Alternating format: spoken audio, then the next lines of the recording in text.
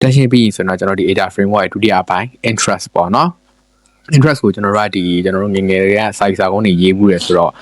စာကုန်းမှာဆိုကျွန်တော်တို့ဒီစာကိုပထမပိုင်းကိုကျွန်တော်တို့မြင်ကြည့်လို့ရတယ်ပေါ့နော်အဲ့တော့ကျွန်တော်တို့ဒီအဆင့်မှာဘာပြောချင်တာလဲဆိုတော့ဒီကျွန်တော်တို့ customer audience ကိုဘာသိစေချင်တာလဲ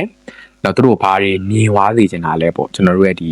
product အတွက်လားဝန်ဆောင်မှုအတွက်လားတော့သူတို့ရဲ့ pain point အတွက်လားဘာတွေမြင်သွားစေချင်တာလဲကိုကျွန်တော်တို့ story တွေ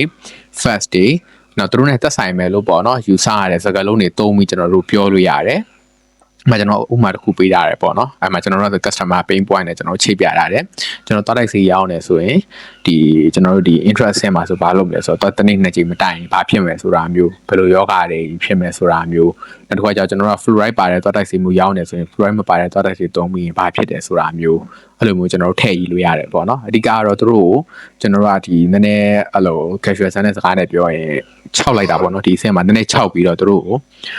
ဒီဖြစ်မယ်ဖြစ်မယ်အဲ့တော့သူတို့ရဲ့စိတ်ဝင်စားမှုကိုရအောင်ယူရမှာပေါ့နော်ဒီ interest ဆင့်မှာတော့ဒီ interest ဆင့်မှာအဲ့လိုယူမှာပဲကျွန်တော်တို့ကဒီတခြား data framework တခြားအဆင့်တွေကို customer ရဲ့ဆက်သွားပြီးတော့ကျွန်တော်တို့ခိုင်းတာကိုလုပ်နိုင်မှာဖြစ်ပါတယ်